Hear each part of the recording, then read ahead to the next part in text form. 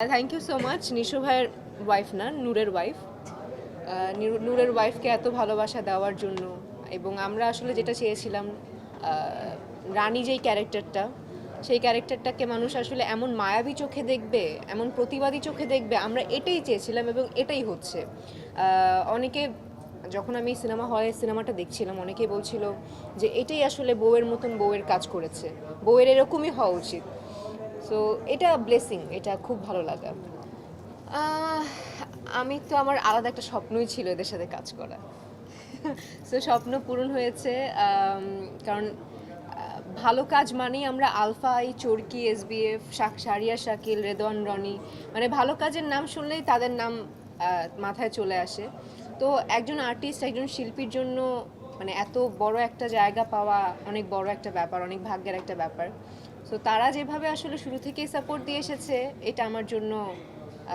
মানে স্মরণীয় হয়ে থাকবে এবং সব থেকে আনন্দের একটা ব্যাপার হয়ে থাকবে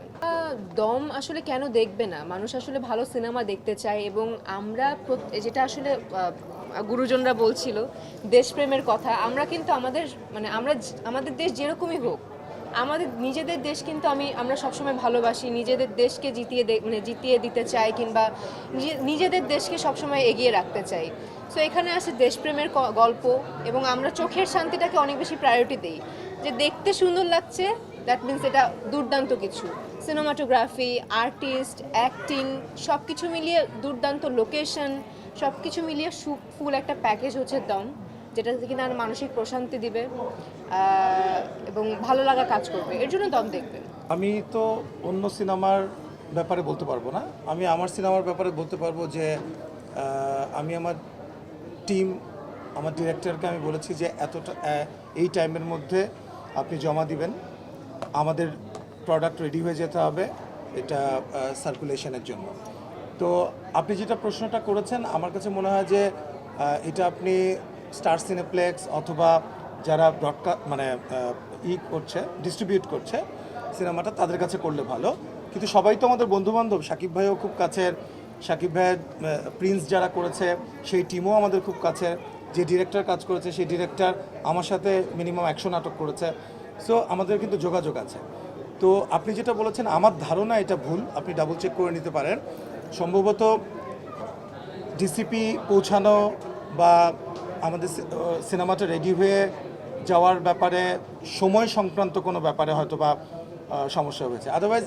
দেখেন আমরা কিন্তু কখনোই ধরেন স্টার সিনেপ্লেক্স বলেন অথবা অন্যান্য মাল্টিপ্লেক্স বলেন আর আমরা যারা প্রোডাকশন কোম্পানি প্রডিউসার আমরা যে কাজ করি আমরা কিন্তু খুব আন্তরিকতার সঙ্গে কাজ করি সো আমরা কখনোই আমরা এটা ফিল করিনি যে আমাদেরকে নন কোঅপারেট করা হচ্ছে বা আমরাও কোঅপারেট করার চেষ্টা করি তো আমার ধারণা যে সময় সংক্রান্ত বিষয় ছিল অথবা কোনো টেকনিক্যাল রিজন ছিল যে কারণে আদারওয়াইজ তো আপনি যে প্রশ্নটা করলেন যে অন্যান্য ছবির জন্য সেটা করা হয়নি তো সেটা হলে তো এখন তো মনে হয় প্রিন্স চলছে মাল্টিপ্লেক্সে সিনেপ্লেক্সেই চলছে তাহলে তাহলে তো সেটা হতো না তাহলে এবং সবসময়ই আপনারা দেখেছেন সাকিব ভাইয়ের সিনেমা অথবা অন্যান্য সিনেমা সব সিনেমা একসাথেই কিন্তু ঈদের দিন থেকে রিলিজ হয় তো এবার যে ঈদের দিন হয়নি আমি ব্যক্তিগতভাবে শুনেছি সেটা কোনো টেকনিক্যাল ফল্ট এবং সময় সংক্রান্ত কোনো জটিলতার কারণে একটু দেরি হয়েছে মানে দেরি হলেও তো এখন তো প্রিন্সও আছে আমাদের দম চলছে অন্যান্য সিনেমাগুলো আছে তো সবই তো দর্শক একটা জিনিস অ্যাড করে আপনার কোশ্চেনের ইয়েতে সেটা হচ্ছে যে মাল্টিপ্লেক্সের বিউটি কিন্তু এইটাই যে আপনি মাল্টিপল সিনেমা ডিস্ট্রিবিউট করতে পারবেন কোনো সিনেমার জন্য আটকানোর কোনো স্পেস নেই কারণ হচ্ছে যে এটা মাল্টিপ্লেক্স মাল্টি স্ক্রিন এটা শিডিউলে চলে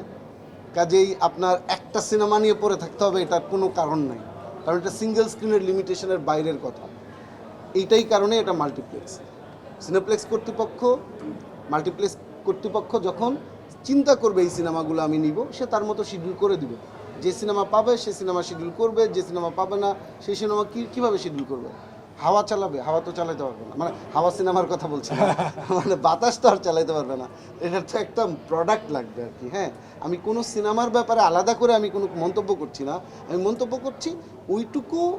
মানে কনসেপ্ট নিশ্চয়ই আমাদের সবার মধ্যে আছে যে মাল্টিপ্লেক্সে মাল্টিপল সিনেমা চলে এটা কোনো সিনেমার জন্য কোনো সিনেমার আটকানো অথবা ছাড়ার কোনো বিষয় না না? আর আটকানোর বিষয়টা আমরা যদি এক্সিবিটর হতাম তাহলে এই প্রশ্নটা হয়তো আপনি করতে পারতেন আমাকে। এর বাইরেও ধর আমরাও যে খুবই স্যাটিসফাইড যে নাম্বার অফ শোজ নিয়ে তাও তো না। আমাদের তো মনে হচ্ছে আরো শো হওয়া দরকার, কারণ দর্শক না না টিকিট পাচ্ছে না। বিকজ আমি এখন আজকে আমার 32টা শো চলছে আমাদের, তো আজকে যদি 50টা শো হতো 50টা শোই হাউসফুল যেত। কিন্তু বাংলাদেশের বাস্তবতা এটা যে আমরা প্রচুর দর্শক চাহিদা থাকা সত্ত্বেও সেটা কেটার করতে পারছি না আমাদের ইনফ্রাস্ট্রাকচারের জন্য। সো এই বাস্তবতা মেনে নিয়ে তো আমরা আগাচ্ছি। সো আমাদের দমের তো 32টা শো, তারপরেও আপনারা সাংবাদিক ভাইরা আপনারা যান কাউন্টারে গিয়ে জিজ্ঞেস করেন আগামী কয়দিনের টিকিট আছে অথবা কোন ছবির দর্শক চাহিদা সবচেয়ে বেশি, আপনারাই সেটা যাচাই করে নেন। এবং আমরাও তো চাচ্ছি যে আমাদের শো আরও বাড়ানো হোক, এবং আমি সিনেপ্লেক্সের কর্তৃপক্ষকেও অনুরোধ করব যদি সুযোগ থাকে দর্শক যে ছবি চাইছে সেই ছবির শো সংখ্যা আরও বাড়ানো হোক। যদি সেটা দম হয় অন্য সিনেমা হয় কোনো আপত্তি নেই, দর্শক চাহিদা অনুযায়ী বাড়ানো হোক, সেটা আমাদেরও দাবি থাকে।